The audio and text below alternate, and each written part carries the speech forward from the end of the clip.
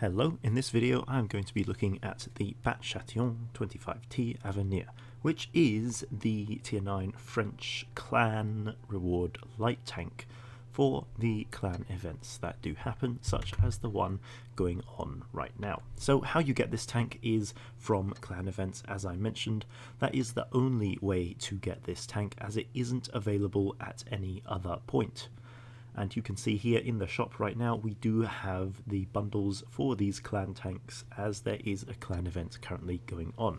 However, outside of clan events this tank is completely unobtainable. But essentially this tank is just a tier 9 Batchat, features very similar gameplay with just a few different stats, which I'll get into now. So there is a review on the website if you do want to have a look at that, without any of this commentary. But here we can see the armor against 250 AP. Of course, this is a light tank, so it is expected. You can get a few auto ricochet angles on the upper plate, but you do have to be either using gun depression more than you have, or turning the hull to an extreme angle such as here. And then switching to HE, you can see the entire front is pretty HE resistant except for the cupola, though since you move so fast, most of the time enemies won't be able to easily hit that shot. And then of course the hull side is also quite weak to even this fairly low 53mm of HE penetration. So essentially just show the front and you'll get hit by AP instead of HE, and that is the better result. Hull side armor is only 40, so it is pretty easy to HE when you are side on, but if you are angling then it is completely fine. Of course, not much to say on the armor. It is a light tank and you can see it's pretty much to be expected from a Batchat, right? And then the HE view, of course, just show the front essentially and you'll be completely fine. But moving to the gun, it is worth noting this tank was recently buffed 2 updates ago, especially on the gun, which is a very important aspect of a tank. And this tank mounts a 105mm autoloader, which is 5mm more than the Tech Tree B-C 25T AP. So ammo is AP, APCR and HE.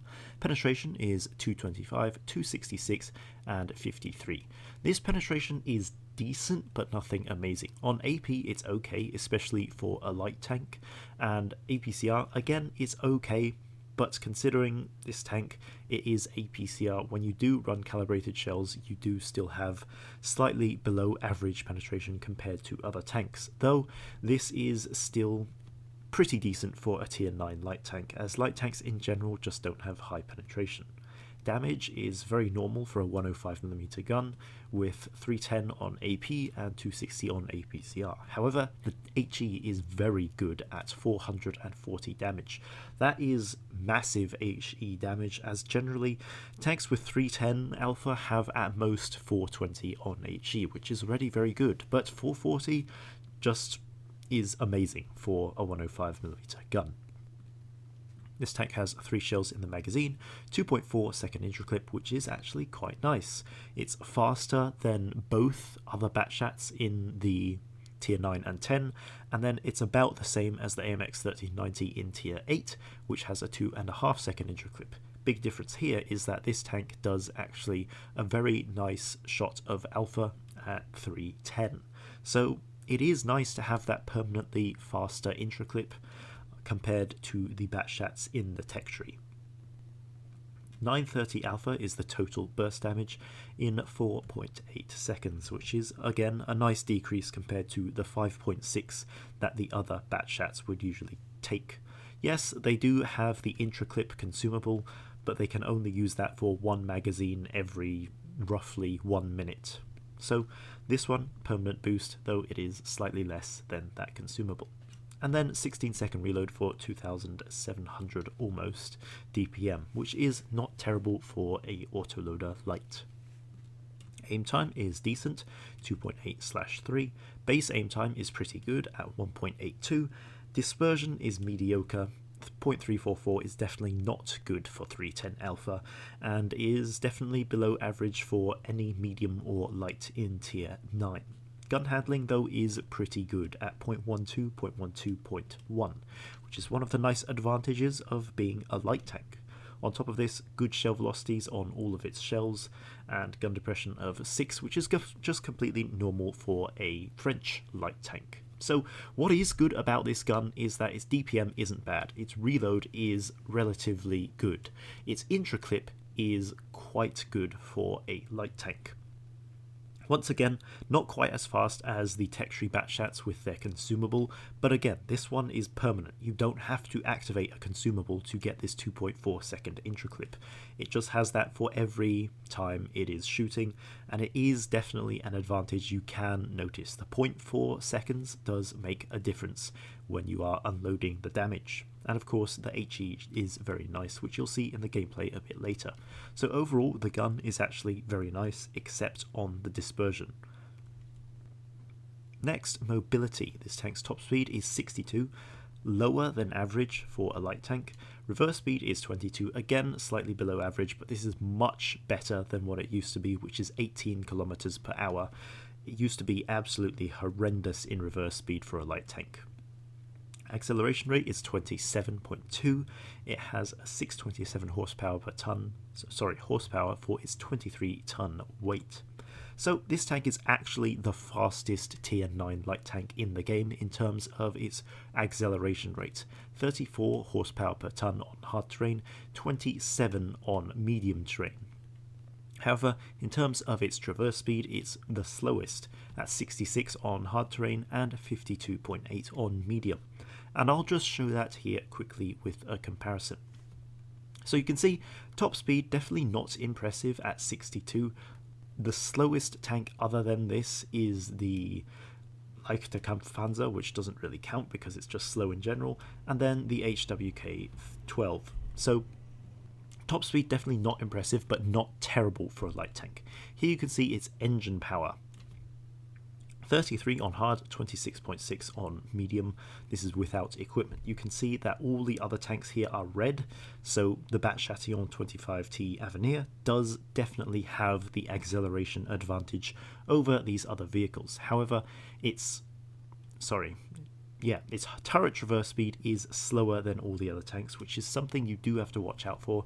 You can notice that, and on top of this, its hull traverse speed is also slower than all the other tanks, even than the leichte Kampfpanzer on medium terrain, which is definitely not saying anything impressive. So do take that into account when you do equip this tank, as you might want to change your equipment just to what you're used to for a light tank, which is generally having faster traverse speed.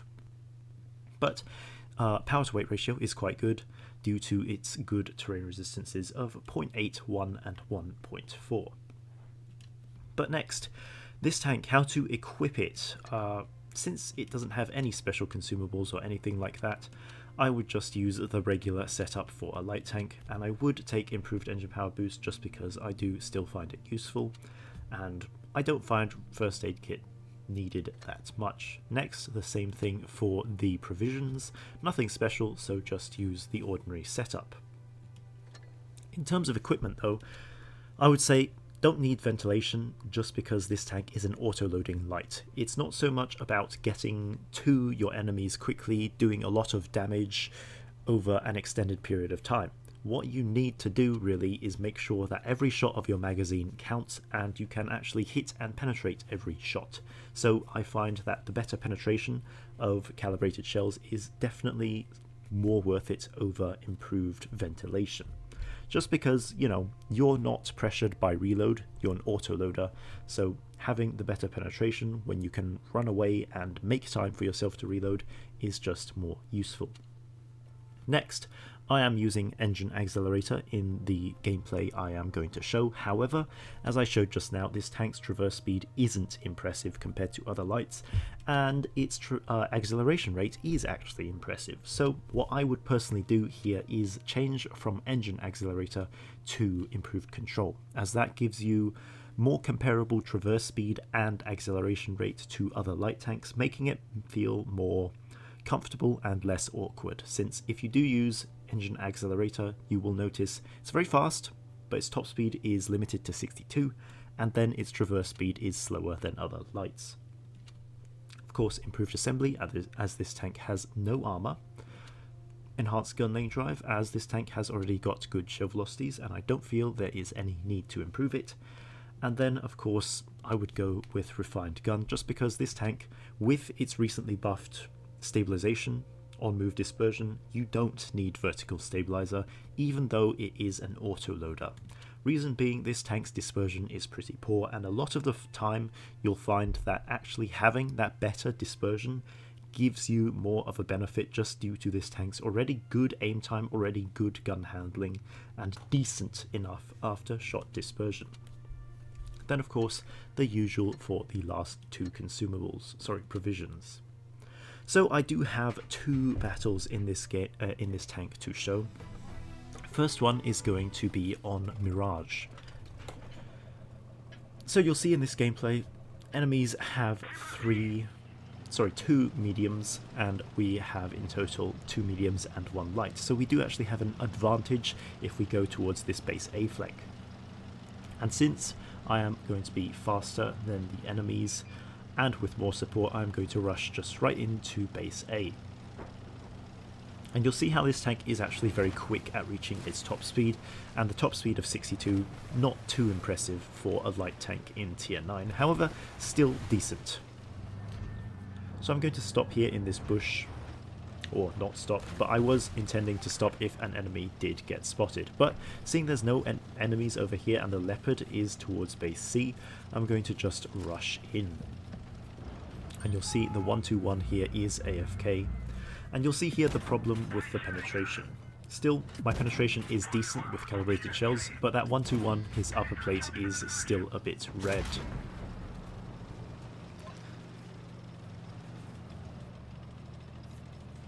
So here you'll see the nice DPM of this tank.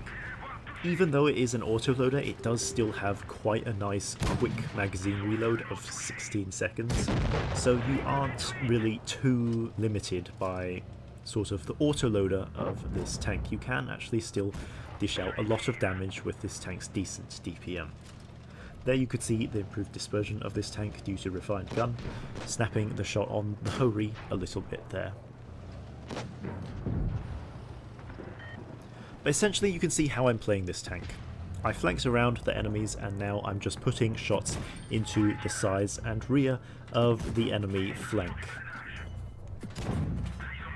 Luckily there, the 183 wasn't reloaded in time, and I was able to get out all the shots. And that will be partly due to this tank's 2.4 second intro clip, which, you know, if you were in the other Batshats with the 3-shot gun, you would have struggled to get those shots out, because it does have a longer intro clip on the Tech Tree Batshats. But you can see how this tank is actually quite nice to play, with its good mobility, good accuracy, good gun essentially, and it is able to just farm up that damage even in a fairly quick battle like that one, which didn't even last 3 minutes. But 3,650 damage dealt. Didn't spot much because my team was quite on it in terms of pushing the enemies, and doing 118,000 credits, which is pretty decent, and that was with a credit booster on. But in the next battle, it is going to be on New Bay. Once again, showing the gun of this tank in this battle, and you'll be able to see the HE, which is very nice on this tank.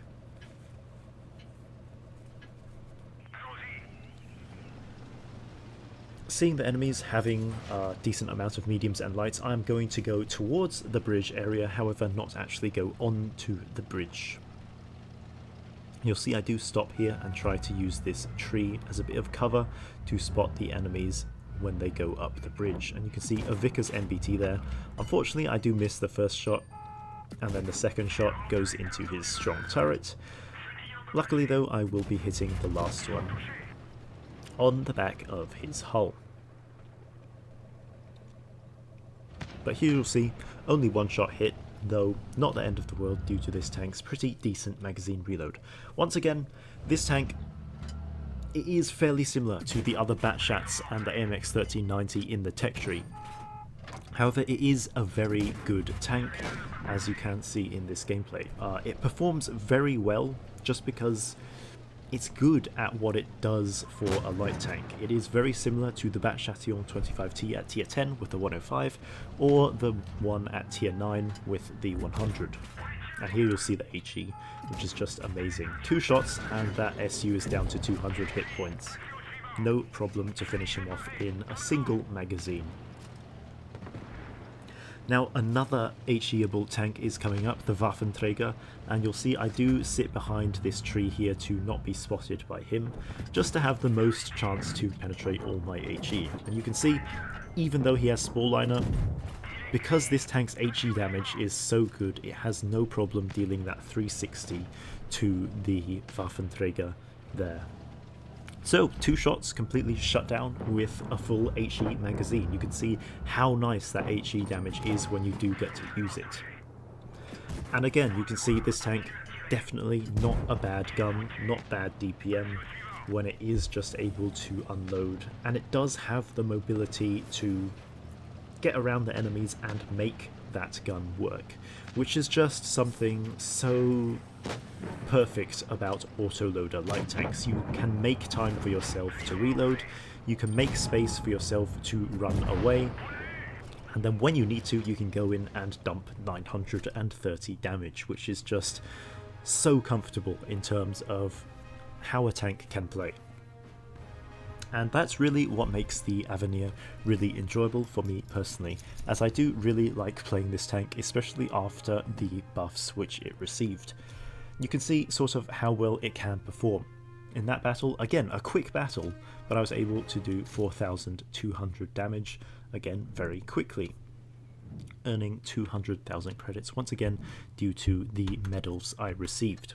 But yeah, BAT Chatillon Avenir. Should you get this tank from the clan event? I would say no. Reason being, if you don't have any of these tanks, the BAT Chatillon is definitely the most expensive. In fact, it's more expensive than the M46 Jaguar if you are willing to spend gold. Reason being, you can't spend the gold on these tanks in the store bundle.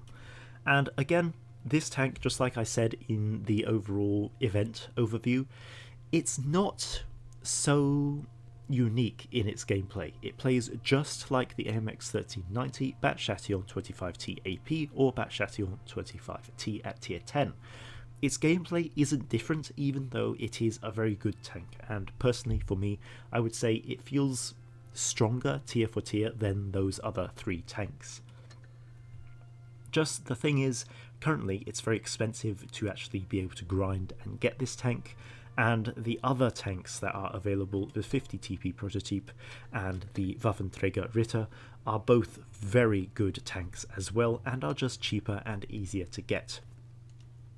Of course, if you really love light tank gameplay and you just enjoy it more than anything else in the game, and really you don't think you would play any of these other tanks, then yeah, go for the BAT Chatillon 25T Avenir.